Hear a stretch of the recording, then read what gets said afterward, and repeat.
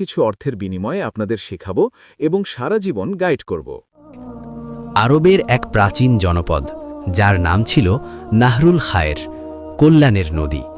জনপদটি তার নামের মতোই ছিল শান্ত, সবুজ ও বরকতময়।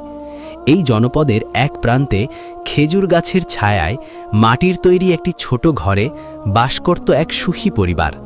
সালেহ, তার স্ত্রী ফাতেমা এবং তাদের একমাত্র সন্তান 7 বছর বয়সী আহমাদ। সালেহ ছিলেন একজন কাঠমিস্ত্রি, তার হাত ছিল জাদুকরি। তিনি কাঠ দিয়ে এমন সব আসবাবপত্র তৈরি করতেন যা ছিল মজবুত এবং দৃষ্টিনন্দন। তার রোজগার ছিল সামান্য, কিন্তু সেই সামান্য রোজগারে ছিল আল্লাহ পক্ষ থেকে এক বিশেষ বরকত। তাদের ঘরে কখনো প্রাচুর্য ছিল না, কিন্তু অভাবও কখনো তাদের স্পর্শ করতে পারেনি। ফাতেমা ছিলেন একজন ধৈর্যশীল ও আল্লাহ ভীরু নারী। তিনি তার স্বামীর অল্প আয়েই সন্তুষ্ট থাকতেন এবং প্রতিটি দিন শুরু করতেন আল্লাহ শুকরিয়া আদায় করে। তাদের জীবন ছিল সরলতা ও ঈমানের